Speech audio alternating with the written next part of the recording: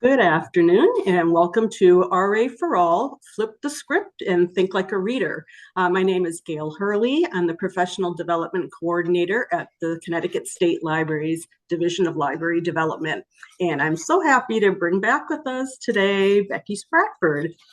Becky is a librarian in Illinois, specializing in serving patrons 13 and up.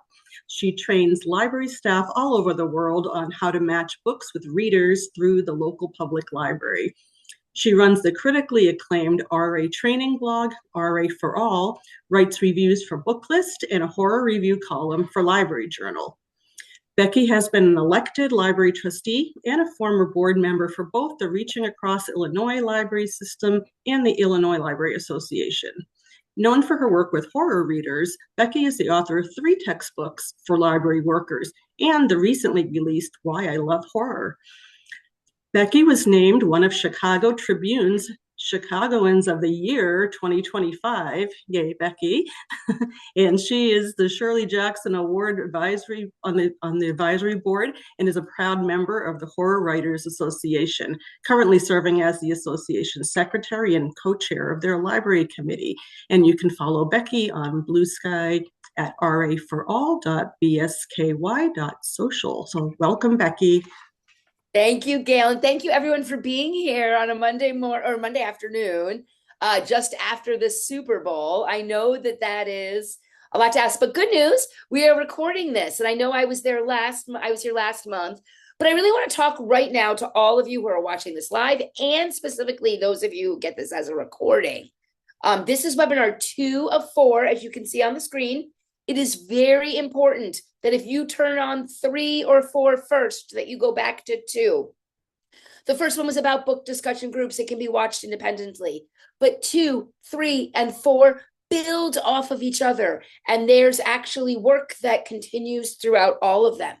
Speaking of work, we're going to do a lot of work today. The first hour of this, we're going to really be working on ourselves, each of you. And you're going to be focused on a book that you love. So some of you, I think you just got the handouts today, but it doesn't matter. You can look at them later if you haven't printed them out.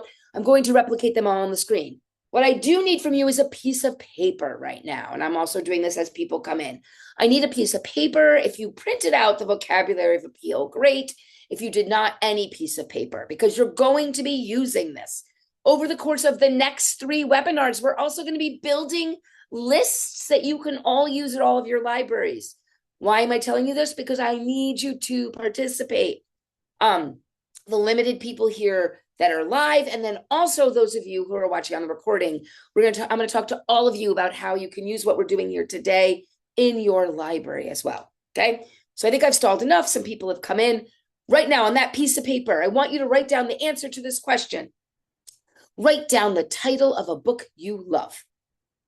And full stop. A book you love. Notice I didn't ask you what your favorite book was forever. Notice I didn't ask you what the book you're reading right now is. I need it to be what came to you, because something came to you when I said that. And if I ask you tomorrow, something different might come. No one is holding this to being your favorite book ever. Do not put it in the chat yet. There will be time for that later. But I want you to write down the title of a book you love. And right now, if you need to write down more than one, that's okay.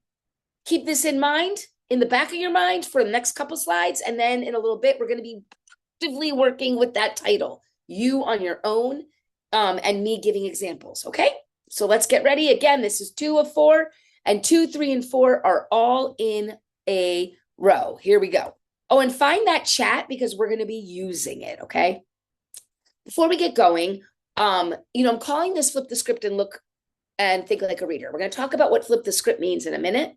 But I want to talk about why I call my company RA for All, for any reason. First of all, there's a couple reasons.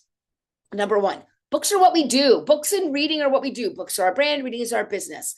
This is what we do, and it is the center of everything we do. Let's move a little over to the side. That's a post. And by the way, you're going to get these slides.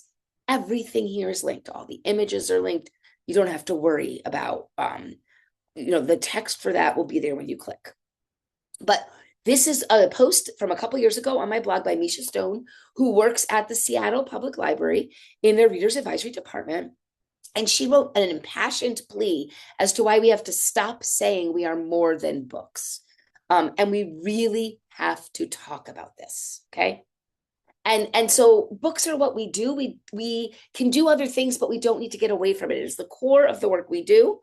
And I want to remind you, let's go back to the other side, that books are not just the printed word in a bound form that we think about. Books are the story, right? So a movie is a kind of book, not just the ones that are books to movies, but it's a story that people take in with their eyes and that they can discuss just like they would discuss a book. But also fiction or nonfiction. And this is important because this is non-negotiable. Audiobooks and graphic novels are also books, and they are also reading. So you need to get past that. If that's something you don't agree with, you're wrong. We're moving on. I'm not even going to spend time arguing with you. Okay, so those are some of our ground rules for why I call my company RA for All. However, why do I have Flip Your Focus and Think Like a Reader? That's because when I learned how to do reader's advisory before this century, I was told in my class, you have to, every time you help someone, you must stop and not think about yourself in any way and never suggest a book you love. Well, I've already asked you to write down the title of a book you love. So, clearly I'm doing something different. Because my argument is that's absolutely not true. And we're going to talk about why. Because you need to recapture your love of books as a reader. You have to recapture it, and we're gonna do that today. This is gonna be the best Monday you've had in a long time. Well, maybe not the best for some of you because you're probably Patriots fans, but from a library point of view, right? You're gonna recapture your love of books as readers, and we're gonna do that by having you take a book you love. If you came in, I saw a few of you came in late. Write down the title of a book you love, please. Title and author. We're gonna focus on why you like the book, its appeal. And next time, we're gonna introduce it today, but we're gonna really talk next time about how to share it and book talk it and turn that into conversations with readers, not on matching books with readers. We're gonna focus on why we like the book, not what happens. Because when we focus on reader's advisory as a conversation and stop worrying about tallying transactions, not only are the services we give our readers better, but they get more invested in those services, okay? Again, that will be introduced at the end today, and we'll move into it. I'm so excited when I get to do these series because we get to walk you through with the time and care that it needs. I'm also going to talk to you about how reader's advisory is a way that we can work together to lighten the load for everyone. Everyone in the library, not just those doing reader's advisory, can work together because reader's advisory is also great team building. And we'll go over that this time and next time. And again, as I mentioned, we're going to help more readers in the process. So we're going to focus today on my 10 rules of basic reader's advisory service. And I wanted to let you know, though, that all of those links are always at my blog on a page called Becky's 10 Rules of Basic Reader's Advisory Service. When you get the slides, you can use that link. You can click on RA for All logo anywhere on the slides to get to the page, the blog. But also at that link, and they're going to be mentioned a little bit this time, and a lot more next time, the 5 resources you cannot live without, okay? Again, the focus here is on Reader's Advisory Service by all people in the library, and that'll become even more clear next time, to all patrons of all ages. So if you are in children's or teen, you definitely have things to learn here. And I'm going to have lessons shared from the fact that we had to close. Okay. I'm going to start with the first rule. And before I start with the first rule, a reminder, a couple of you came in late. Please write down the title of a book you love, title and author. We're going to use that in a few minutes. First rule is not my rule. It's Betty Rosenberg's rule. Never apologize for your reading tastes. Okay, what does this mean? This means you need to get the term guilty pleasures out of your vocabulary. End of story. You are, okay, first of all, you, but also all your patrons. Let's start with the adults. We're talking about grown-up people here. Grown-up people get to choose what they spend their free time on and should never, ever feel guilty for it. And in fact, our job in Reader's Advisory is we're matching people with the books they want to read, not the books they have to read. The entire thing is built around getting whatever pleasure you want out of reading. There are no guilty pleasures. My specialty is horror. I don't apologize for it. I am loud and proud, a huge fan of the Jersey Shore. I'm not embarrassed by it. I spend my time watching it. Why? Because I am from New Jersey. I miss it every single day. And I, went to the places they go all the time. I get to see things and places and people who talk like the accents I grew up with. I've been too far away living in Massachusetts and Illinois that I've just lost that great Jersey accent. But I really need you to understand that guilty pleasures don't exist. Now let's go to children. Children should not have to be worrying about guilty pleasures. They are also humans. I know this from working at the school library for many years, over 15 years now. I help out the school library, and I know this from working in a teen department. When our kids come to the public library, we need to show them that the reading is there for what they want, okay? They want to read Dogman and Nothing But Dogman, awesome, right? They want to read Rebecca Yarros and Nothing But Rebecca Yarros, awesome. I don't care. They're reading. When I worked at the school library, when I started, they were allowed to take 2 books, and one had to be just right. 5-finger rule for those of you who know.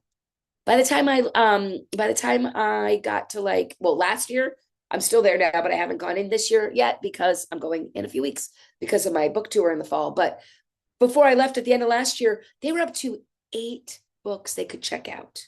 Okay. 6 of them were choice books. The other 2 were assigned by their teacher, not by the library, making rules to make it harder to have fun. The library should not be a gatekeeper. It should be a gate opener. The library needs to embrace what people want to read and not care why they want to read it. Okay. Now, that is really important to understand. And we'll talk about it in the next slide, actually. But in general, we have a hard time with this. All these ideas of the books you have to read before you die. There's a link there, the second link. You can 100% go to that, but here's the summary. Read what you want before you die. There's no rules. There's no correct list of books to read before you die. And in fact, throw those books to read before you die lists away and don't put them on anybody. Use them for yourself if you want, but this is ridiculous. Life is short. You have limited free time. Do what you want. Now, we're going to talk about how to read books that you need to read about books you need to read, because you do need to know about a lot of books. Sorry, I'm having a cough drop because I'm getting over being sick. The books you want to read, though, please don't apologize for the things you want to read. And then lastly, I have a thing that I talk about. This is a personal choice. I'm very vocal about this, but people have given me an argument against what I say. So do what you want. But I firmly believe that we, library workers, professional readers, should not be setting public goals for the number of books we want to read in any given year. Why? That just leads towards shaming yourself or shaming others.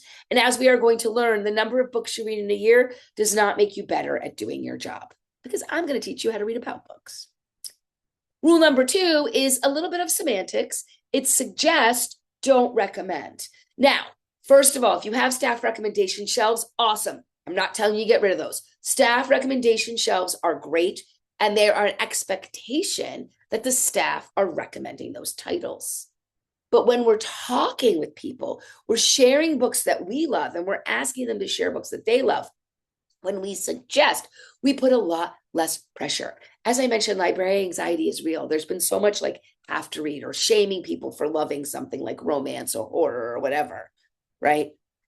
It's a real thing. And even if we aren't doing that, we have to combat that societal pressure of it.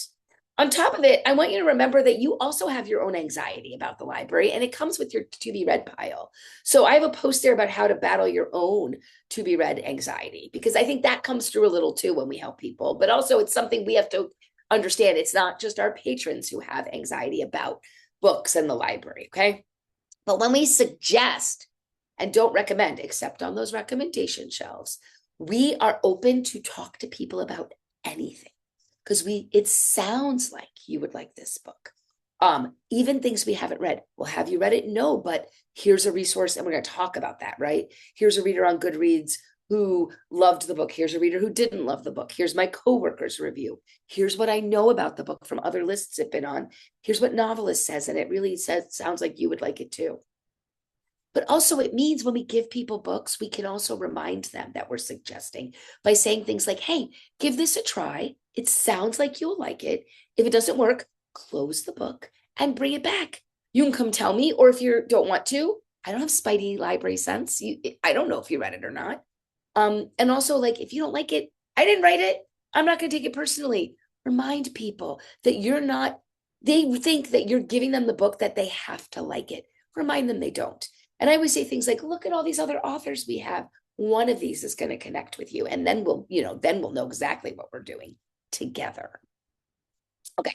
Only time I read at all from any of the presentations I do is coming up in these slides, because I'm going to share with you some actual interactions with patrons, why we think about our own book as well. For those of you who came in late, you must write down the title of a book you love, because you're going to be using it for an exercise and sharing it in the chat. Now, when we talk about thinking about how to talk about books and how to make connections between books and readers, which we're doing all the time, right? We have to really understand that everyone reads a different version of the same book. And why is this important? Because the book says what the book says. But when we listen to our patrons and listen to the adjectives they use when talking about a book, we hear what part of the book worked for them, their version of the book. It gives us way more clues than us asking them to talk about plot. First of all, plot is what they'll discover. It's where the plot twists are and all of this, right? It's the joy of the book, but how it's written is why you like it or not. So here's what I'm going to do right now. I want you to think about, and don't write down titles or anything. I want you to think about the book that you wrote down that you love when I asked you to write down the title of a book you love.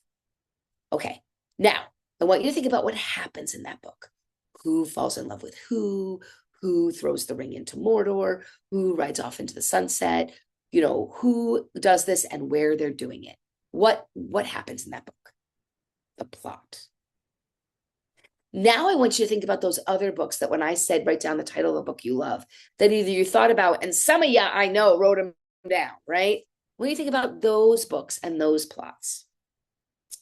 And now I would like you to share with me, and I'm going to open my chat so I can see it, if you think your books have the same plot.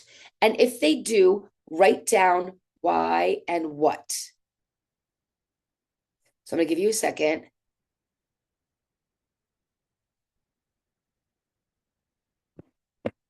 I don't think anyone has that, but I'm going to, if you do it.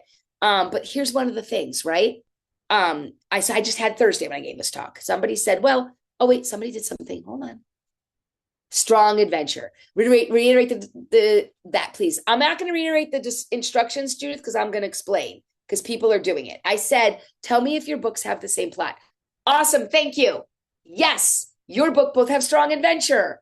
Margaret and Liz, your books both have a lot of interpersonal drama. Those are not plots. Those are appeals. Those are, Judith, just the book you love. Sorry. We're just going to keep going. Academic settings, great. Everyone, you're perfect. Thank you for doing this. This is exactly, you're all listing appeals. None of that is plot. No two books have the same plot, because if they have the exact same plot, it's plagiarism. Okay.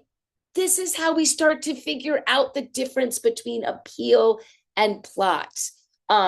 Those are not plot characteristics. Those are appeal factors. And we're going to get into those, and you're going to see that. And it's going to be really fun, and it's going to change the way you look at books. Correct, Judith. Historical settings, rich story, great writing, all are appeal factors. None of them have the same plot. Pride and Prejudice and Zombies are not the same plot, even though Pride and Prejudice, all of it is in Pride and Prejudice and Zombies. All of it. They just add zombies. Okay. What you are finding connections on is appeal and not even reading it. So when we think about what is appealing about a book, and you've all listed these things, pacing, characterization, storyline, frame and setting, tone and mood, style and language, it's all at the heart of why someone likes a book or doesn't like a book, and at the heart of why you love something. When we read for that appeal and stop thinking about the plot, we are open to more possibilities. Again, every reader reads a different version of the same book. I can never say this enough times, okay? Listen to what our patrons tell us about a book they read. And if you have read the book, you need to listen harder because it might be a totally different version of the book that they have. I'm going to use the example of Lovely Bones, which is an older book, so I don't mind spoiling it. It's from back at the beginning of this century, and it was the viral sensation of its time. It was the correspondent of its time. I was even bigger than the correspondent because it lasted for years. And this was before we had TikTok and all these other things to keep it going, okay? It came out of nowhere. It stayed on the bestseller list for like 5 years. Now, we're going to talk about also how bestsellers in and of themselves are a read-alike, and people will pick them up even if they know nothing about it. But here are examples of the way people have described The Lovely Bones to me. They are actual ways, okay? For some, it's about the rape and murder of a young girl, even though Susie, that girl, is dead and narrating from heaven on the first page of the book. And the description of her death is over after 20 pages. So we've got approximately. So we have Susie dead, narrating from heaven. People say that's what the book's about. But for others, it's been described to me about a family dealing with a crisis. Why? Because we have Susie, we have her mom, we have her dad, and we have her little sister. So we see how all 4 of them are dealing with the crisis of that is happening. Obviously, Susie's dealing with it differently. For still others, it's been a little more specific, and it's been described to me as a book about the mourning process. Even Susie is mourning her life, although in a more joyous way. And then after one of these talks, someone once came up to me and said, Becky, I need you to understand I'm completely sane and I understand reality versus fiction. And I was like, okay. And she said to me, I want you to add this to your talks. For me, The Lovely Bones is about the fact that something good happens to you, even if you die a horrible death. Those are 4 very different books. Again, same book, 4 different versions of the same book. Now, I did send a handout along with Gail that she sent out today. You might not have it in front of you right now, but I will be replicating it on the screen. From that handout, though, I'm going to describe those. It's filled with appeal terms. So I'm going to describe this book only using those more official appeal terms, like the things you would see on Novelist. The Lovely Bones is deliberate, measured, heartbreaking, yet ultimately redeeming, dramatic, introspective, with intriguing and well-developed secondary characters, a first-person narration from heaven, vivid, character-centered, complex, family-centered, inspirational, thought-provoking, tragic, some explicit, but not gratuitous violence against children. Again, we know she's dead, so we're not surprised when she dies. Bittersweet, darker, and philosophical. Of course, people don't talk this way, but they do use a lot of adjectives. So please listen, right? This is an actual quote from a reader. I just finished The Lovely Bones and really enjoyed how the book looked at each family member and how they dealt with their loss and grief differently. So this reader liked the character-centered, the family-centered, the introspective aspects, but they also liked the multiple points of view, how each family member dealt with their loss and grief differently. This person is the perfect person to give Britt Bennett's, author of The Vanishing Half, her debut novel, The Mothers. Actually, anything by Britt Bennett works, but The Mothers works really well here. And let's talk about matching for appeal versus matching for plot. There is no 11-year-old girl, 12-year-old girl being killed and her voice from heaven. What there is in The Mothers, though, is a Black church community in the 1970s where one character and then the pastor's son, the 2 of them are a couple, and she has an abortion. And the ramifications over many years of that decision and what it does to all the people and their relationships over time. And it's not just those 2 people, it's their families, it's friends, it's the community. And there are multiple points of view. And so you get a full picture of this event. Now, you would, and it's over a longer period of time as well. You would not lead this reader toward books about the investigation of child murders. Why did I even bring that up? Of course not, Becky. Well, everyone reads a different version of the same book. When this book came out, remember, it was a viral sensation. There was very few places, except maybe the New York Times bestseller list, to know what books people were really going gaga over. Okay. And this was one of them. I mean, Oprah was another, but this was one of them. And so a lot of people were reading this book without really knowing what it was about. They just knew it was popular and they wanted to be part of the conversation. So I had one of my people, Rita, we're going to talk about her a few times during today, come in and throw the book across the desk and said, Becky, this was not a mystery. I said, I know that, Rita. Let's talk about why it's not a mystery.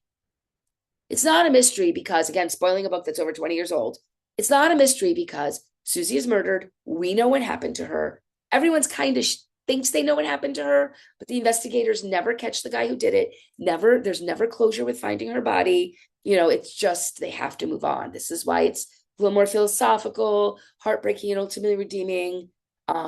This is why I'm always surprised when people describe it as a book about child murders, because if you're a mystery fan, you're cringing right now when I said it wasn't solved, because mysteries need to be solved. This is Rita. It's also important that we remember Rita didn't mind that there was a child murdered in this book. That will come back later as well. Oh, Rita, she gives me so much good joy for her years of coming to the library. Anyway, why did she think it was a mystery? The New York Times. The New York Times has a one-sentence description of books. And in this case, it said something to the effect of, Susie Salmon is murdered and her family looks for justice or answers or something like that. I'm always still mad I haven't written it down exactly. That makes it sound like a mystery. To that person writing that snippet, that was, at least whether they read it or not, the mystery aspect of it was what was put front and center. It's a completely different version of the same book. Okay, so what is the point of this? You need to understand that readers are looking for a book with a particular feel, not a particular plot. To go back and talk to you all to see what you wrote down. You wrote down feels. You wrote down appeals, strong adventure, interpersonal drama, academic settings, historical settings, all these things, comments on the human condition, personal growth, just to do some of them. But those can be told with a variety of plots, right? Those adjectives, though, why you like those books, that's what you have to get to the heart of with every book you read and what you need to write down so that you can share that. Because why you like the book, not what happens, is at the core of why you like it. It is what we're going to model the behavior we want our patrons to see when we meet next month and use that to teach them how to do the same thing. And those adjectives are where we get that, how the book is told. Let me just do like another example. When we read, for example, Dan Brown, right? Thought I could take him out of this talk. Apparently not. People don't start telling you, well, there's a symbiologist and that, what is a symbiologist? This is what they do. No, listen, they talk about they're fast-paced. There are puzzles to solve. There are exotic locations. There's historical intrigue. That's what they mention. Now, it's important before we go any further, we need to mention that all appeal terms must be positive to keep with being non-judgmental. So we're going to talk about a book, Pachinko, later that's like this. It is not slow. It has a measured pace. And we know this when we open it up because not only is it thick, there's a family tree. We know it's going to be complicated. And we go in as readers knowing that. Now, if I don't enjoy it, you might call it slow, but it's going to show up as one of my favorite books, and I call it measured. And our friend James Patterson does not write simplistically. He writes unembellished. There's nothing wrong with people reading James Patterson. In fact, James Patterson is popular for many reasons, but the biggest one, the one that people don't take into consideration when they make fun of him, is that every age level he writes for, he makes sure that it's written at the average reading level for that age level. So let's take adults. He writes his adults books to an 8th grade reading level, because that is the average reading level of an American adult. He's writing books that anyone can read, and there is nothing wrong with that. There's nothing wrong with a fast-paced book to watch, to read, just like you would watch a Law and Order or a Chicago Fire or a Jersey Shore, okay? So we're going to go over those categories together. And I'm going to you have them on a handout, but I know some of you might not have had time to print that handout. So here's what we're going to do, okay? It's on the screen. It was already going to be on the screen. Get a piece of paper, though, because you're going to want to write down words that fit your book. I'm going to go over all areas of appeal with you. I am going to talk you through how you can think about each area to capture your version of your book. Again, if you came in late, I need you to write down the title of a book you love, the first book you thought of. We are going to be sharing it with everyone after we do this work for the next 15 minutes, okay? Write down the adjectives that describe your book, ones you see on the screen, as I ask you these very clear questions. Now, I'm going to ask you a lot of questions. Is it this or this? They're very binary, okay? The world exists in shades of gray. This is a known thing. You don't have to say yes or no to my questions. I'm asking them so you can find your word in between. The word might be on the page. The word might be something else, okay? This is a starting point. I'm not going to read you those words on most of the screens. There's a couple examples where I will to talk about things. But I need you to write down your words, as many as you can think of. Now, as we go through the different areas, again, they're all going to be on the screen. 1, 2, 3, 4, there are 5 areas, okay? As we go through, some of them you're going to be like, it's fine. I don't have anything to say. And others you're going to be like, oh my goodness, I have like every word goes here. All of you talked about setting. When we get to frame and setting, that's you. That's an important part of your book. Do not miss that, right? Why are we doing that? Because ultimately, when we're done, I'm going to have you get down to sharing, and don't do it now, 3 words about your book. I'm going to give you very explicit directions when we get there. Do not share yet, okay? This is so we can capture it all in a row together, so you can use it to make displays at your own library, okay? Because some people still do it anyway. I have to say it over and over and over again. So when you get to it, my book we're going to use is Severance by Ling Ma. This is not the TV show, and we're going to work on this in a little bit. My 3 words for Severance are, and it matters, this book is chosen for a reason: satire, shifting time frame, character-centered, okay? Notice those are more than 3 words. Yes, I know that it's 6 words. The point is it's going to be in, areas. Again, there's no library jail. You don't have to follow it to a T. Now, I'm going to have you do an exercise when we're done that we're going to have 2 minutes to work on that you're going to share with everybody here. But please, and you're going to share only those 3 words, which we'll get to. But please take copious notes about your book when I'm talking and write down lots of words, because when we are done here, it is awesome if you bring this exercise back and you find somebody at work that you can spend 2 minutes practicing just sharing the appeal of the book. Only the author, the title, and the appeal factors, and not sharing the plot at all, just to see how this works. If you have a chance, that would be great. Okay, here we go. We're gonna do the 5 screens now. So first up is pacing. Look, pacing is the one that I think that, because I asked you to do a book you love, you might not remember the pacing, but I'm gonna bet most of you think it's compelling, unless, like me, you're thinking of a doorstopper like Pachinko, or like Pillars of the Earth, which is another book I love, which I know is measured, right? What is the pattern of the pacing in your book? I want you to think about it. Are the characters and plot quickly revealed, or are they slowly unveiled? Is there more dialogue or description in your book? Was it densely written? Did the words go edge to edge when you read it? Are there short sentences, short paragraphs, and short chapters, like our friend James Patterson, who keeps you moving? And does a prologue or introduction set up a story? Does it put you somewhere in the middle and then pull you back? Give you time to learn other things before you get back to that prologue. Those then and now, before and after, all of those things are the same thing. Okay, next, we're going to spend more time on the others. And there's more words. Again, add your own words. Are there characters developed over time, or are they stereotypes we recognize immediately? This is not judgmental. Sometimes authors use stereotypes on purpose, whether to use them to get us a quick shortcut to know this person's bad or good, or to make us think something is bad or good and then flip it for us. So that's sometimes used for a good reason.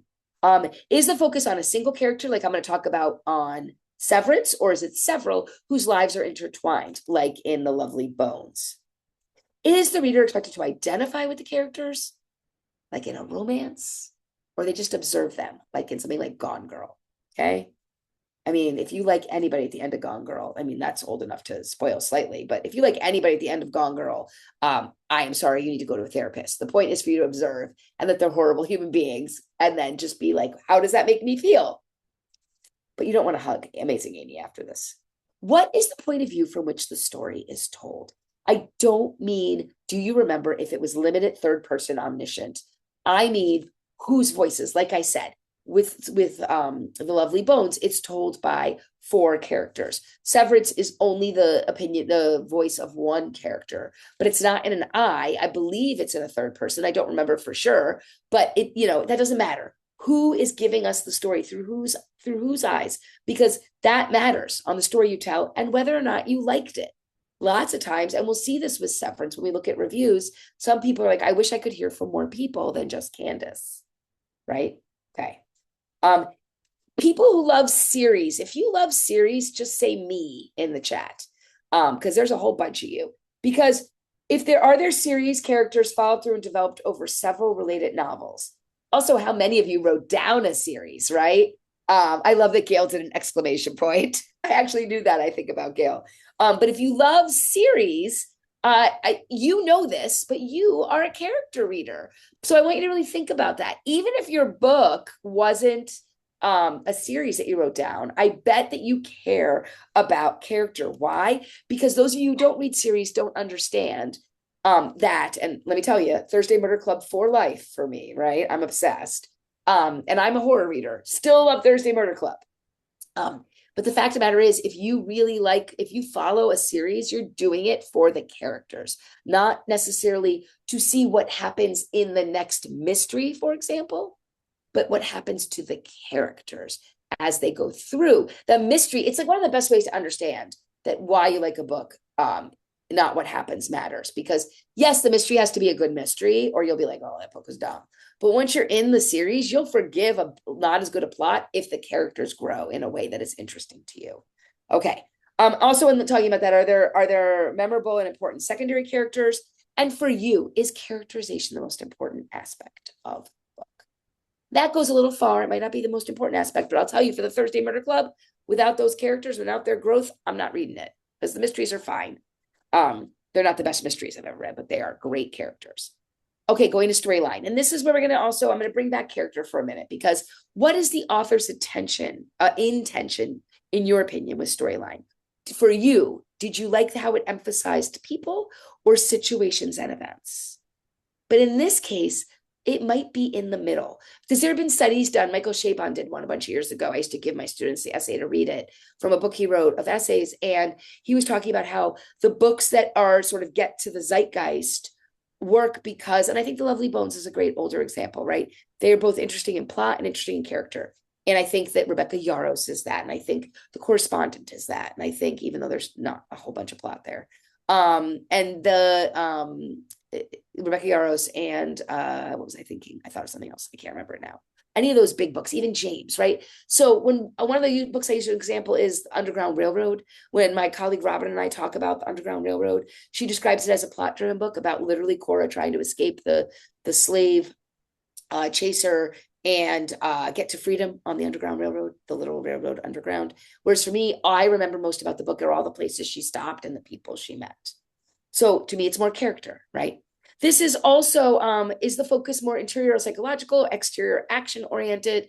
This is also where we talk about if the story takes place on more than one level.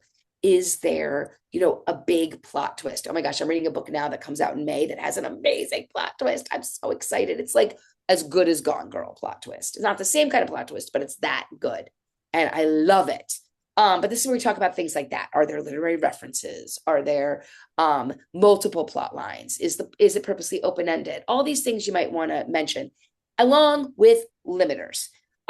Look, a lot of people talk about trigger warnings and they have feelings. I believe that authors have a right, and actually, I believe it's a great idea for them to put trigger warnings at the beginning of their books.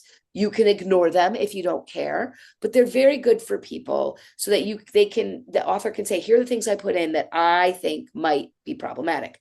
Limiters are slightly different. Limiters are things where we talk about, like, it's super racy, it's super violent, something that happens in it, it's explicit, like that we want to mark down, and it could be something we might want to share with readers. And if we don't mark it down, we won't remember. Now, sex and violence are things, and gore and all these things that everybody has their own personal thermometer on.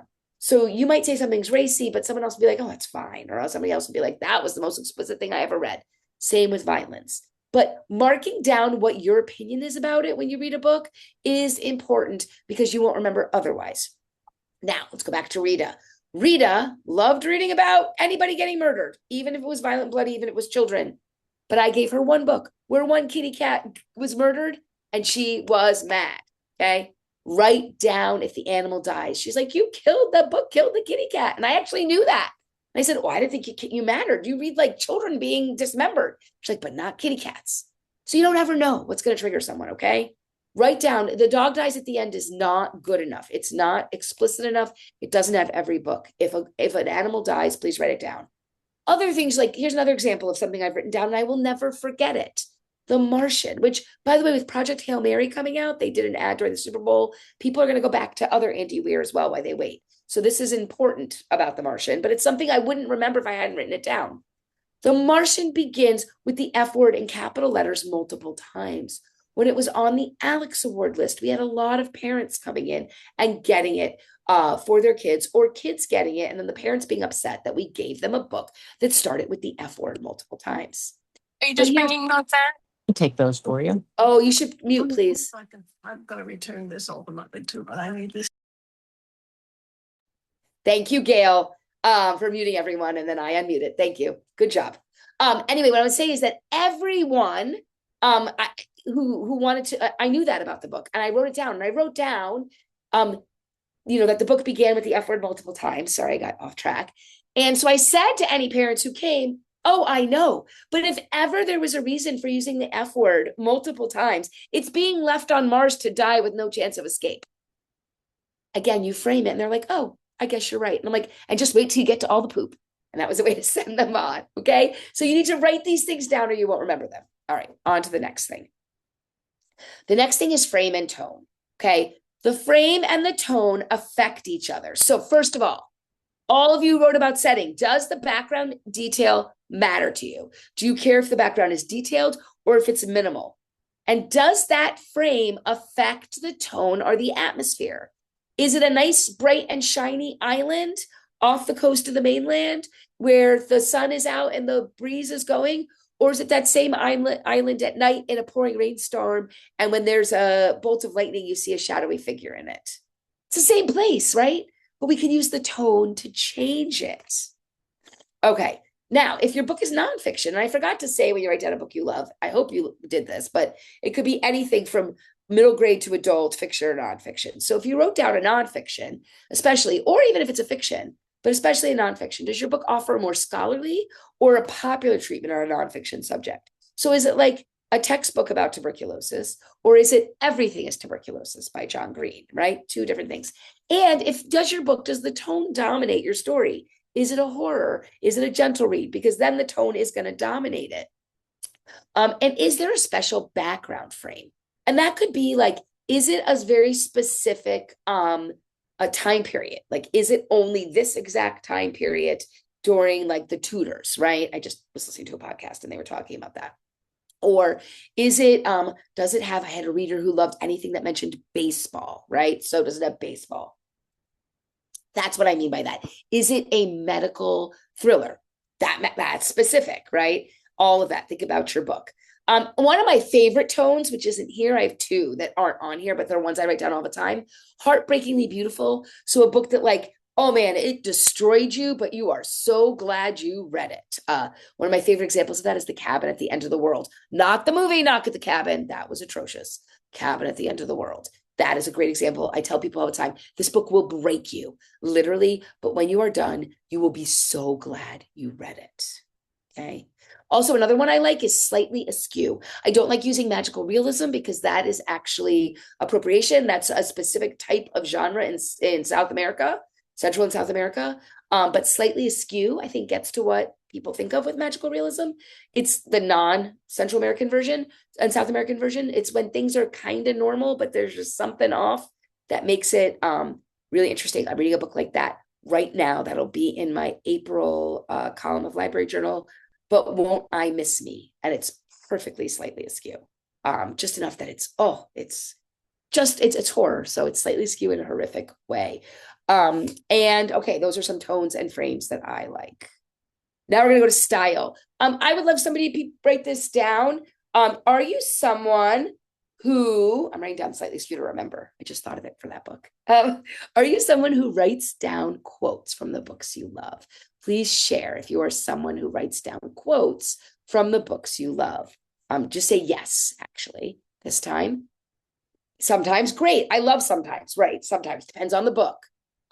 If you're someone who writes down quotes from the books you love, you are someone who cares about style and language, right? Style is the way the story is told, but also the way the words are used. So does the writing matter to you? And for you, is language and how it's put together more important than the story or the characters? Now, I used to think I'm not as big a language reader as I think, but I clearly am because I've done this work to think about myself as a reader. And why did that happen? How did I notice that? There's certain books I notice it in more than others. A great example is Gabino Iglesias, his book, The Devil Takes You Home, which was up for the Edgar Award, losing to S.A. Cosby, and that same year won the Stoker Award. He purposely juxtaposes some of the most graphic scenes of violence against some of the most beautiful descriptions about the landscape within pages of each other, just to enhance the unease, to keep readers on their toes. And that is a way to use language. That isn't just the time I'm talking about, like there was a beautiful word or phrase. So that is your book. Okay, now I'm going to get my timer ready. What we are going to do, oh, my phone is not cooperating. What we are going to do is you are going to look at your piece of paper and you're going to think about your book. And we're going to do 2 minutes, but I'm not going to allow anyone to type until the 1 minute mark because I really want you to sit there and think. Here is what you're going to do. You're going to think about the 3 words, the 3 terms, the 3 phrases of this experience that are the most important to you to preserve why you like this book. Okay. You can have more later, but there's going to be 3. And you're going to spend a minute thinking about it. Now, after the 1 minute mark and not before, and I will tell you of these 2 minutes, and you can take all 2 minutes if you want, but I need you to do it this way. And please listen to these directions. In one chat, do not hit enter until you are done. In one chat, I need the author, the title, and then a dash or a colon, whatever you want, and your 3 words or phrases. In one bubble, okay? If you by mistake hit return after you do the author and the title, please go back and just don't worry about it, redo it. Why? Because we are trying, there's gonna be a reason to use, right, for you to use after we leave this talk, but also it's a way for us to build a possible display of books Connecticut library workers love, okay? So right now I'm gonna turn off my camera so I'm not staring at you while you work. And you are going to right now spend that time. The 2 minutes begins. Oh, my timer went back to 10 now.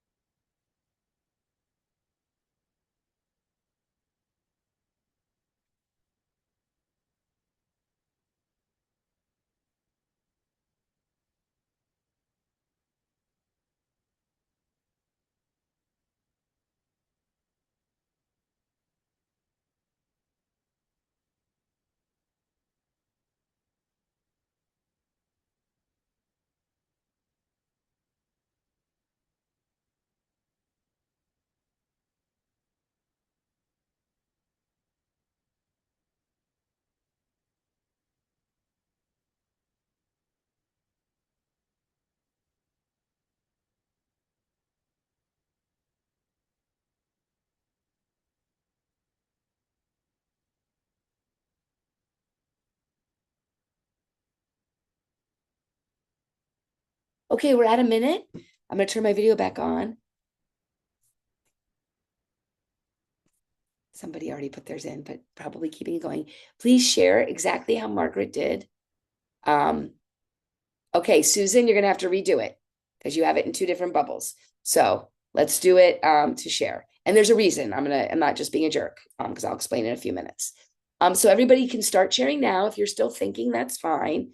I do this to force people to think because a lot of times people go right away. They're like, oh, I did this. I got this. You were talking. I knew exactly. But when we really sit with why we loved a book and we try to think about the words we want to use to sort of enshrine it in writing, in our memory, it's important that we spend some time and think about it. So our 2 minutes are up, so people can start sharing.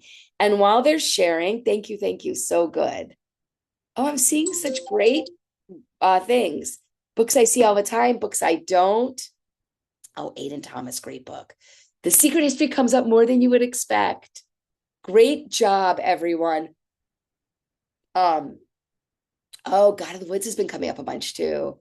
So thank you, Susan, for redoing it. Oh, I love this mix of books you love. Okay, keep them coming in. Here's what we're going to do with this. First of all, when you get the recording, and those of you watching on the recording, you will get the transcript. Look and see what books these are. You can also ask coworkers to add to this as well, but you can make a display what library workers all over Connecticut books they love. And we're going to talk about then how to make that an even better display next month, okay? But right now you can just take these. But in the meantime, I would suggest holding off on this list until you have the March, we're already in February, the March talk to use it more. But what I would say is, what you're going to do now is, we're going to talk about, let me go to the next slide, reading about books and how important that is, and how you learn that there are different versions of the same book by reading about books. So what I want all of you to do today is, I'm going to go over how to read about my book, Severance, that I had as an example, except I'm going you to do the same exercise that I'm replicating here sometime in the next week or so after watching this with your book, and go into the chat right now and find another book, a book that you haven't read before. Maybe you've heard of it, but you've never read it. Maybe you've never heard of it. Maybe you're intrigued by the 3 words. I need you to just write down it'd be great if you just cut and pasted the author title, wrote down the author title and the 3 words of that person's version of the book. You're gonna have 2 books, one you've read and love, and one you really have no connection to. Please pick one you have no visceral connection to when you read the title. Just like, oh, I've heard of that. That would be awesome, because this will help you see how there are different versions of the same book. And as I said at the beginning, how it's actually more important to read about books than to actually read the books, because we're not reading for plot, but we're reading to see who would like the book and why. So you're going to show that to yourself by seeing what you learn by people who have different opinions of your book, but also different versions even, also looking up a book you don't know that much about. Great. So, because reading about books widely is one of the most important things you can do, so you can suggest widely. Remember, when we suggest, we don't have to have read the book, because we're going to share why people like the book, not what happens. And we're going to use the words of others. And here are some newsletters I use to read about books on a daily or weekly basis. You can use those as well. But I also want to remind you that you can't read all the books, but you're probably going to read the books that you like, or unless you're being very careful and very intentional, you're probably reading a lot of books about people that are like yourself. And I hope you're not, but that is something. So make sure you're reading with an equity, diversity, and inclusion lens, as well as with a diversity of genres, especially in the books you read about. Please spend time reading about books you wouldn't know about unless you made an effort. Now, good news, we're going to do that in 2 more months, in lesson 4 in April. So if you want to just hold off on that, that's going to be the entire session in session 4. So there will be plenty of time to do that. And this is what I love about teaching it this way. We can put a pin here and we can get back to it. And I will refer to this rule when we get there. Great. But I'm going to do that example of how you can do this with, again, a book you love and one of your colleagues' books. So spend some time going through the chat right now and picking out a book by other people. Okay. Or sorry, that other person wrote about. We're going to talk about Severance. So Severance by Ling Ma came out in 2018. As you will see, it has lots of awards. Some of them are listed on the next screen. But we're going to talk about reading a book from a professional point of view, and professional readers and library workers talk about a book versus how readers talk about a book, okay? Because those both are important for us to get a sense of. And this is old novelist. I haven't done a screenshot of the new one. I haven't figured out a way to fit it all on one screen yet. We'll get there. A survivor of an apocalyptic plague maintains a blog about a decimated Manhattan before joining a motley group of survivors to search for a place to rebuild, a goal that is complicated by an unscrupulous group leader. First of all, I want to make something very clear. That sounds very linear. Why am I making you think about that? Anybody remember one of my 3 words? Shifting time frame. This version of the book does not put that into consideration. If you read that, you would think the story was in order, very similar to thinking that The Lovely Bones was a mystery. Now, what we're going to tell you about this book, I also said it was satire. That's related in sardonic. Stylistically complex is the only way to know. I also said it was character-centered. Why did I say that? And it's here's character-driven because everything is only from Candace's point of view. It is the most boring apocalyptic plague you have ever read about. The most boring version of zombies you've ever read. Because instead of brains, all that happens when you catch this and what's happened to the world is you just do the same monotonous thing over and over. That is one of the things you did the most in your life. That's where the satire comes in. So they pass a house in Ohio as they're walking. And let me tell you, I don't remember this unscrupulous group leader at all. I remember that he was like a pain in the butt, but I don't remember, he didn't, it wasn't the point of the book to me. The point of the book was Candace. And let me tell you that what I do remember when they stopped in front of the house off of an exit ramp in Ohio, it's always Ohio. There was a mom just saying the table over and over again. There was a dad doing this with the newspaper over and over again. It just, this is what was important in your life is what you did when you caught this. This is the story of Candace. It's the story of her life from when she was born in China, came over here, not as an adoptee, but sent over to live here, how she wanted to get into publishing and how her specialty became the Bible publishing industry. Little Jewish New York girl, loved learning about the Bible industry. So fascinating, all the different types of Bibles. If you come to my PCI talk later this week, where I do the year in review, here's a spoiler. One of the biggest Bible sales were up more than they've been in forever this past year. We're going to be talking about that on Wednesday. If you come to that, I know you all have access to PCI, but you can also watch that recording. Anyway, going back to this, we learn a lot about Candace. We learn about her life, but it's all told out of order. She's remembering her life in bits and pieces as she's walking from New York to Chicago. Rita likes. I'm going to go straight up and say to you, I love Severance, I love Station 11, and I love Zone 1 because people are not algorithms. But there's a lot of people who don't. Why? Let's think about it. If you, let's think about it. So Severance and Zone 1 both are zombie-esque zombie apocalypses, where there's only one person's point of view and the story's told out of order. While Severance is the most boring apocalypse ever and ends with hope, Zone 1 is the bloodiest zombie novel I've ever read, and it ends with absolutely no hope. You could see how someone might not like both of them, okay? Station 11 ends with hope, but it is told from many points of view across a much longer time frame about a flu pandemic. So again, maybe, maybe not. I like all 3. It's hard to do if you're just matching appeal terms. These will come up, but they're different appeal terms. And when you go to novelists, you see how they're different, how there's some that they share and some that they don't share. And then when we look at Goodreads, which is a great way to get a reader perspective on a book, again, you're going to look up your book and you're going to look up for your book and somebody else's book to do this. What do we see when we see about a book on Goodreads? First of all, it's really remarkable that this book still is almost 4. On Goodreads, you have to remember 3, 4, and 5 are liked, really liked, loved. This book has been out since 2018 and it's still at a 4. I haven't pulled a screenshot in a while. It's more reviews than this. These are all the awards it was nominated for, okay? Now, what do people say? It's very interesting. When we're trying to use the words of others and get a version of a book, you want to always look at the 4-star and the 2-star reviews. 5-star people loved the book. They don't always tell you why they love it, although they do sometimes. 1-star are haters for this book. There's a lot of racism against Chinese people. And I've also seen things on books in general, like this book smelled funny, 1 star, when I got it from the library. This book, the main character has the same name as my childhood nemesis. This book is dead to me, 1 star. So 2-star, 2 and 3 are really where we get 2, 3, and 4, a lot of data, because we get people telling us their feelings about the book, but why it wasn't at one of the extremes. And when we do things that way, we are able to see why they like or didn't like a book. So in some cases, somebody doesn't like it because they wanted more points of view. But for me, that's one of the reasons I loved it, right? Was that super focus. For some, the apocalypse was too boring. For others, it was just the right amount, right? I didn't have to see blood and brains and all of this.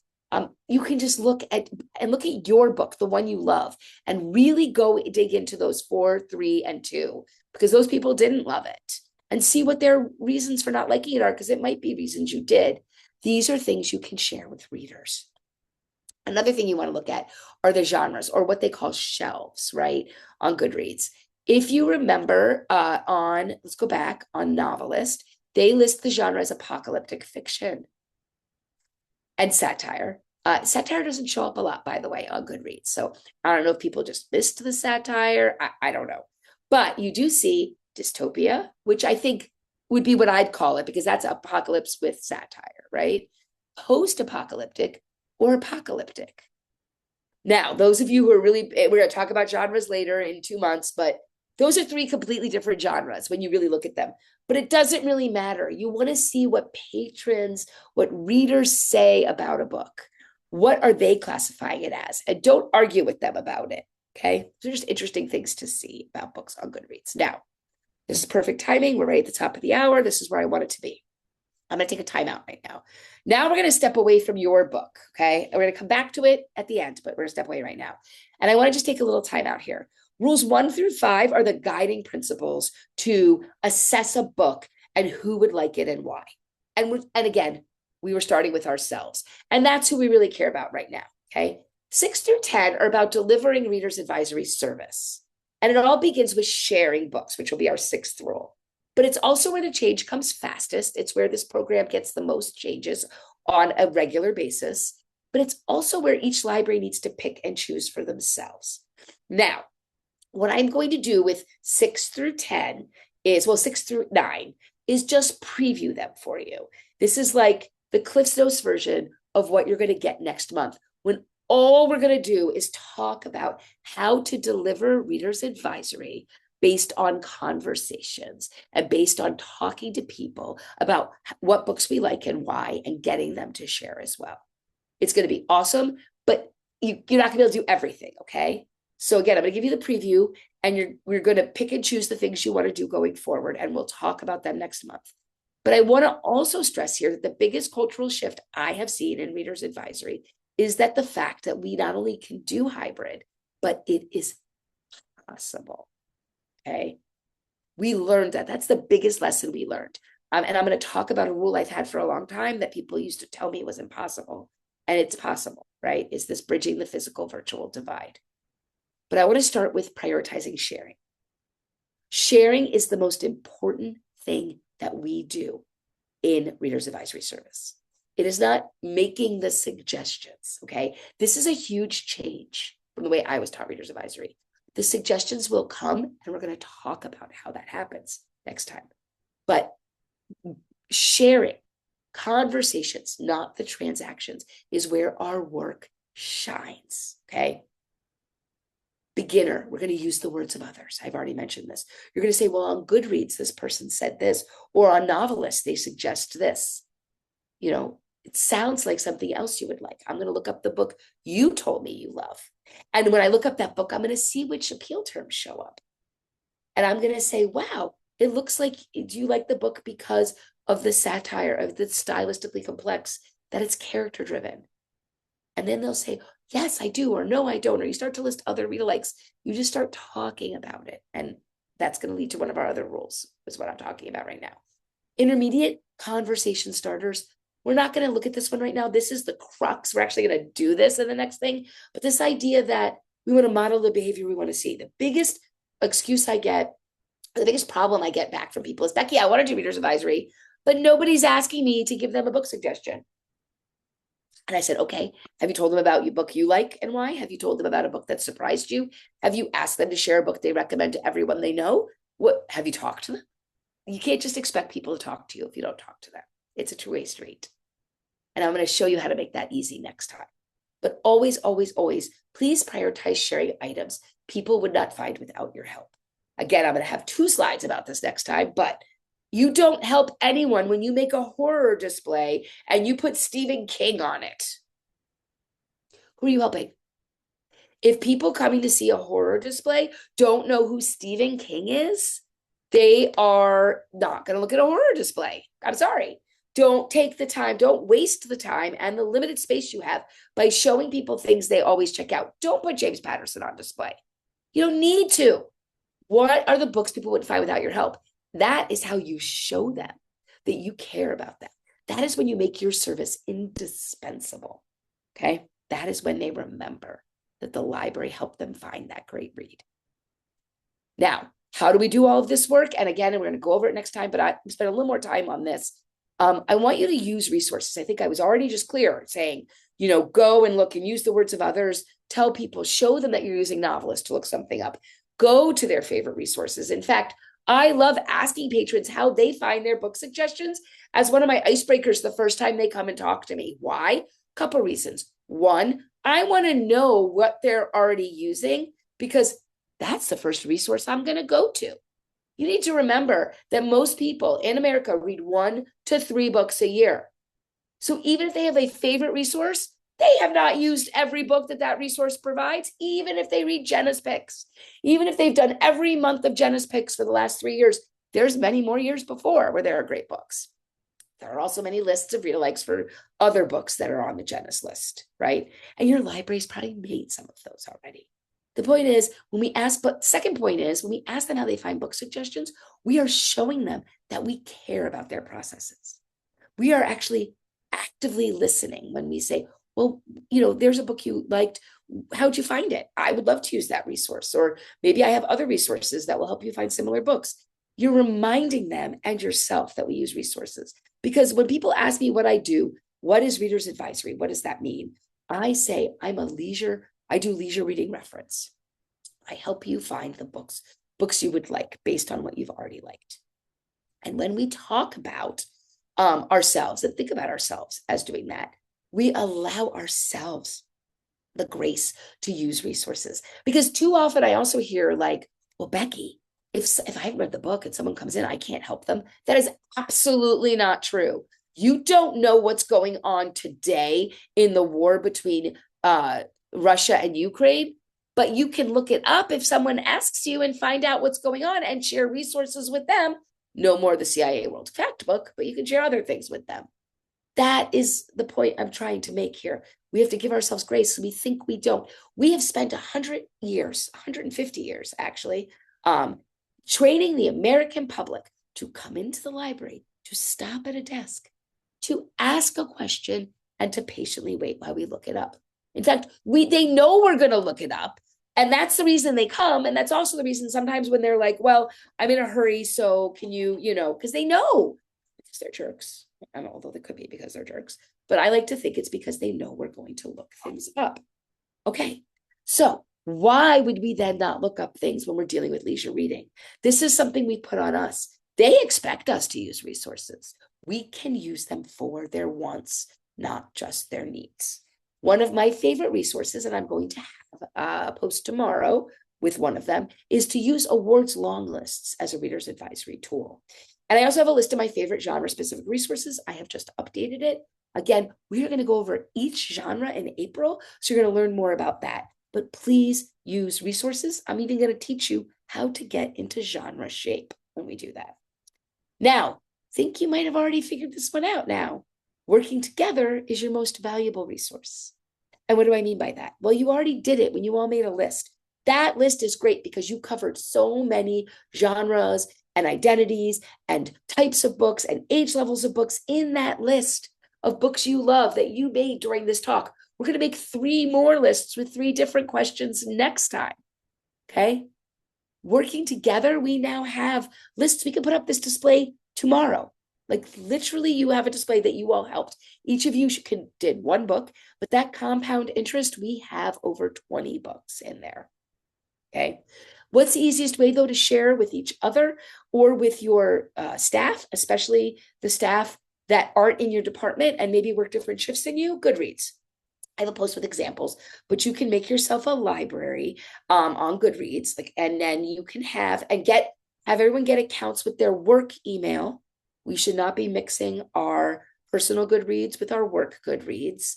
But when we do it and I know there's problems with Goodreads, but look, that's where the readers are. So we need to be where the readers are right now if we're going to help them. So what do? We get anyone on staff, and there's more in that post when you get the link. If anyone on staff who wants to participate, and you get them to keep track of their books, 3 stars and above, only books they've liked, and put in when they've read them with at least 3 words, which they can take from novelist. And you can say, appeal terms used with, from novelist. If you subscribe, they have no problem with you doing that. You could take something out of a quote from one of the reviews and quote the review, but just words, just phrases. You don't need to write a whole review. The plot is there on Goodreads. Give me some of the appeal. If you go look at my Goodreads reviews, you will see that I start every review with 3 words that describe this book. And then I do more, okay? Because I get to the heart. I get to the chase. I cut to the chase at the beginning. Then you can share those. And here's what's great about that, okay? Because this is how you work together. 1, you've created a resource that can be pulled up anywhere at any time by anyone. So that if I love graphic novels, but I am on a wonderful 3-week vacation and I'm not communicating with anybody, good for me. But we had someone come in who wants help with graphic novels. The staff should know I'm going to go to the Goodreads for our library and see, I think it's Becky, but let's see who's the one that reads the most graphic novels. Let's go see what Becky's suggesting and why. And anyone can help do that reader's advisory conversation. This is how you find out when something becomes big, like when erotica exploded and we had to start adding titles and none of us read it. We did an email out to the whole library and we said, who reads erotica? We need help. And it was one of our children's support staff. We had no idea because she can't talk about it at the desk. But guess what? We had her make us lists. We had her fill a Goodreads with all her reviews. We even gave her access to Ingram to start putting books in carts for us to help us try to develop our collection. She became our go-to person on erotica. She worked in children's. She never shared the books out loud, but we were able to share her experience. This is how we work together. It's but one example. I have many other ways that I'm going to talk about next time, but also this whole idea of stocking your reader's advisory pantry started during the pandemic, when people hired me. And they're in there in that post, the entire city of Des Moines, Iowa did not have reader's advisory service at all. And in May of 2020, we worked together over May and June of a series of meetings. And not only did they get a solid reader's advisory service that they developed from afar during the pandemic to serve their readers, they ended up in a book writing about it. Okay, you can do this, but you can keep stocking your pantry all the time. Really great ways to work together across an entire library, across all departments, with anyone who wants to help, can be seen in Champaign, Illinois. This is the town where University of Illinois is. It can be seen in their stellar example of their Reader's Advisory Working Group. That is a presentation they did during a panel that I was a part of. I mentioned this one. It's the last rule before we get to the final rule, which is when we're going to go back to ourselves, okay? Bridging the physical virtual divide. Back in 2013, I was in New England to do a talk where this was my keynote. And I remember developing this keynote for that, and I've spoken about it many times.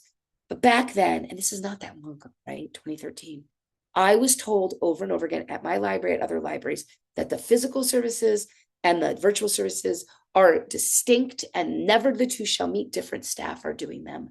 But now we know that they're opposite sides of the same coin. And we were leading that way, okay? But the pandemic and our closures mean that our readers, the readers already knew that. And then we had to tell the others, they know that the library can be accessed in different ways. We need to stop looking at them as separate. And everything we do online, we should find ways to do in the building, whether it's taking pictures of a display and putting it online and inviting people to come.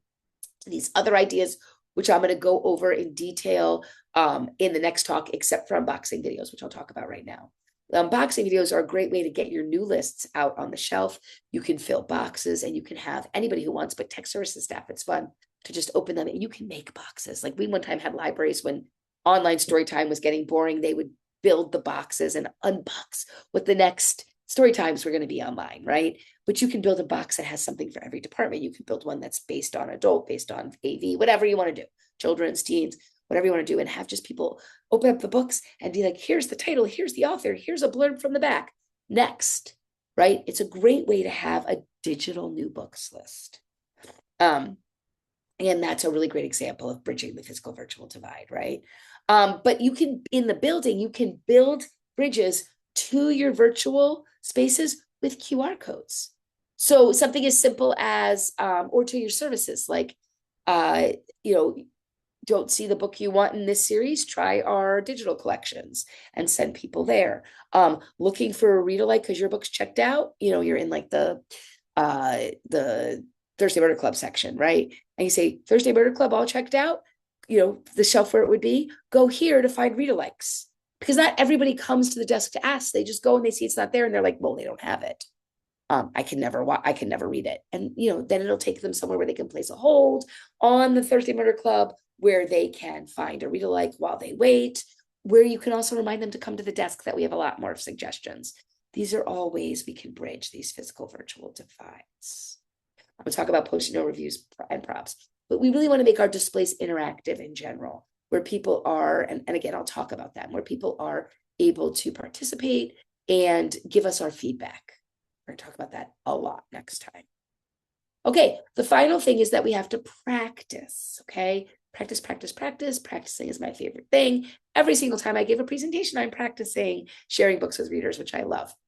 What are my favorite ways to practice? Again, these are in my 10 rules on my website, but we're going to talk about one specifically, which you received a handout for and go over it at length.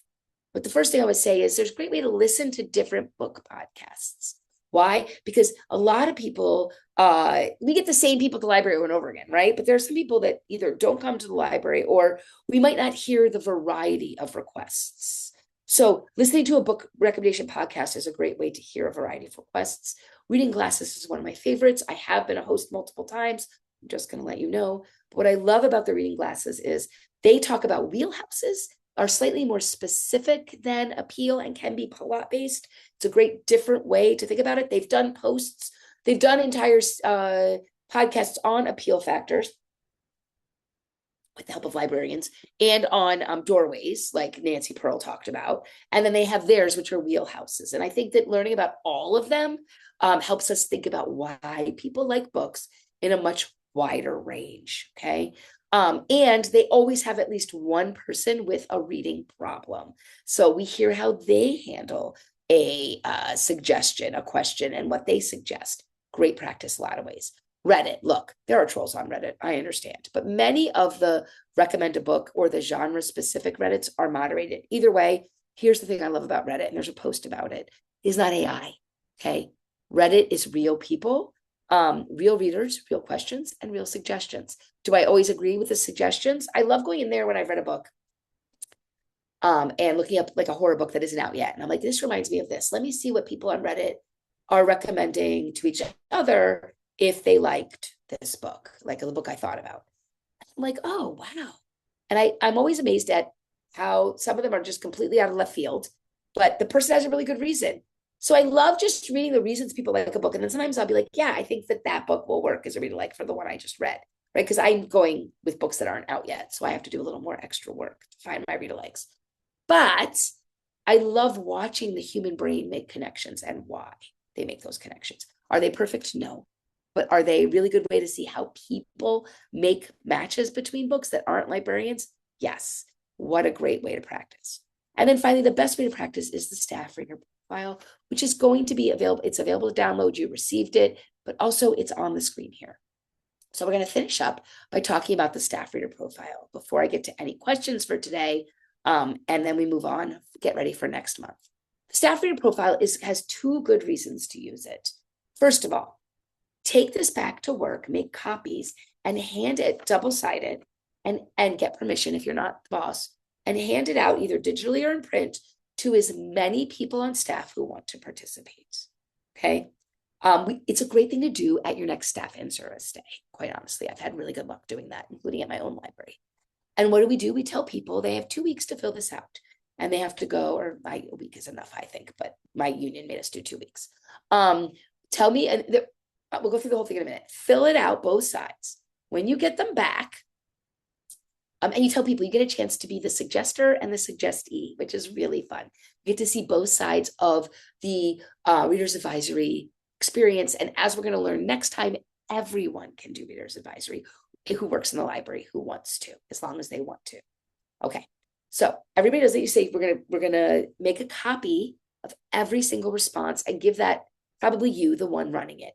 What is that? That is the one for you to keep and to compile data, because what are you seeing? you're getting lists that you can start a staff recommendation shelf immediately. Because if everyone gives you 3 books they love and why, then you already have enough information to put those books on display immediately. You can start a database. We can ask them then over and over again over time. Also, you can use that for social media. You can, our staff favorite books this week, Liam, who likes, and whatever the book is, right? And that is, you can just share it and it goes on social media. Now, if you do during in-service day, I sometimes ask people to bring their favorite book and I have them hold it or we take a picture of it, but you don't have to do any of that. If everyone gives 3 books, even if you just have 10 employees, that's 30 books. That's 30 weeks of online content to run one of those weekly, staff favorites. And once you start doing it, you can ask staff to give you more over time, or you start a Goodreads and you can take it from there.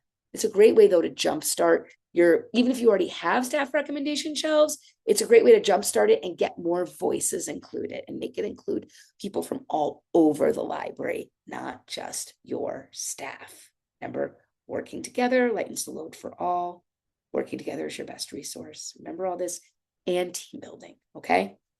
Okay, so that's that. You can also use what you learn about people's favorite genres and all these things to see where your strengths and weaknesses are. Do we have like 2 people who like science fiction, but we've also saw the biggest jump in our science fiction readership, or we're worried because the new Andy Weir movie's coming out and we're not ready. Artemis, like all these things. We have 2 people who like science fiction. One of them said Andy Weir was one of their favorite authors. Let's go talk to that person and have them help us all get up to speed on what we should know about science fiction right now, no matter where they work on the organization chart. These are all things you can learn from keeping a copy, right? And get a snapshot of your staff's reader profile as a whole staff. But the most important thing to do is to get this and to get it switched with people and not a 1-to-1, okay? So mine would go to Joanne, Joanne's would go to Carolyn, Carolyn's would go to Marge's, Marge would go to Ellen, Ellen would go to Genevieve, and Genevieve would go back to me, for example. So that everybody has 2 ways to connect with a staff member. Team building. Best if you can make sure that people don't regularly work with each other. A great way to get to know somebody. And what happens? They go, they fill it out, you get somebody gets yours. You make a timeline on when they have to get back to you. They, go to resources, look things up. You can give, if it's at an in-service day, you can give like a quick little spiel about what to do. And like to remind them to go to my 5 resources you can't live without, and especially use Novelist and Goodreads and all these other things. And then ask them to give back 3, and then have people go back and forth and communicate with each other on how it went. You get to do the stressful work of suggesting, and you also get to reap the benefits of someone suggesting to you. If someone tells you about a book that you already read and loved, that's actually not a loss. It's a win. It means that they heard you and they got it right. And that's awesome. Anyway, libraries who do this, 6 months, they say, this conversation keeps going back and forth. And anytime a new person starts, there's a team of people, and they're not always the ones that work in adult or children's. There's a team of people who are part of the welcome committee, and they volunteer to let their reader profiles be used to do this switching up again, so that we can learn about the new person. So what do you do on this reader profile? Tell me about 3 of your favorite books and why you like them. These can be current favorites, all-time favorites, or just books you remember really liking. There's where Pachinko comes in. Minjin Lee, I love how it's a family saga, a sweeping novel of the 20th century, with tons of well-drawn characters and a time frame I knew nothing about, and a frame I knew nothing about, Korean immigrants to Japan. So that's all you need. You don't need to put a whole thing, right? You can just do 3 words. You all have 1 book. You only need to do 2 more. See, not that hard. 3 books that are your least favorite and why. So for me, it's Outlander because someone sold it to me. Everyone reads a different version of the same book. Someone sold it to me as historical fiction and time travel, which I love. But for me, there was too much romance. We will discuss why I don't like romance in a little bit, which I've only learned by doing these talks and because of Reading Glasses podcast. Circle your top 5 reading areas. These are not genres, and notice they are broad. So maybe you like nonfiction, but only, true crime. Maybe you like horror, but only middle grade horror, whatever it is. Write down what your favorites are. Maybe you just like bestsellers, which are a genre, in my opinion, a reading area. Mark the formats you enjoy reading. This is really important when you're helping someone, because if they only read in one format, you need to know that you have to make sure the book's available for them in that. You also want to make sure that if they have multiples, you can be like, hey, because like for me, Pachinko was really, really big deal on audio for me. Like it was an audiobook. But if it's a popular book, you could say, well, I would really, the audiobook won awards, so you might want to try this or something like that. Or there's less of a weight on ebook. Also, it's important to know because we want to get a sense of our staff are a microcosm of our patrons. So if we see what formats they're enjoying the most, it's a really good way for us to make sure we have the books they like in the formats that they like them, right? And we're going to talk about how to know not just what people are checking out, but if they like them or not, so that we can build better collections next time. But this is also key to that. Please let me know about the types of books you enjoy the least. This is where I really dug down. Why don't I like romance? It has nothing to do with the sex level or anything of that. It is, I realized I don't like books or anything that's predicated on a misunderstanding. I hate a misunderstanding because I'm from New Jersey. And when there's a misunderstanding, I'm just like, stop. There is clearly a lack of communication here. We are missing each other. Something is wrong here that isn't about us. Let's figure this out. Makes people super uncomfortable, but leads to less arguments. I would have fixed Pride and Prejudice in 50 pages because of that. But here's the thing I've learned. I do like a romance. I once I've come to terms with that, that's going to be there. Although I did hear once on reading glasses, someone's wheelhouse was romance is not predicated on a misunderstanding. And I was like, and then I have a list of those. If you look on Reddit, romance is not predicated on a misunderstanding. You can find the list. However, what I have found is since most of them have that, if I find a frame I really like, if I find a frame, I don't care about misunderstanding. And then this year we put it to the test when we did our Hallmark movies. My husband loves watching Hallmark movies. He's a doctor. His life is stressful. He likes to just turn off his brain and watch those. And so I said, let me pick them this year because I don't usually like them. And he's like mad about them. And like he likes them, but he's always like, oh, it could have been better. And we only picked them based on frame. And we had a much better experience. There was a really good one about an alpaca farm. There was one, a Hanukkah one about a time loop. It was great. And they were wonderful because the frames were different. Fake dating. There was one that was fake dating. That's a great frame. Anyway, that's a great place to put that. And what are your favorite resources to use when looking for a good read yourself? Remember I told you to ask your patrons that? This is here so that no matter how new to Doing Reader's Advisory the person who gets this is, that's where they start. They can start with that as a resource. So we are done. There's a minute or two for questions, although there often aren't questions now, and there will be plenty of time for questions the second time. And if you're watching this as a recording, there's my contact information to send me a question, or even those of you watching live. So don't forget to check out my 5 resources you cannot live without. I mentioned some of them in this, but we'll mention even more next time.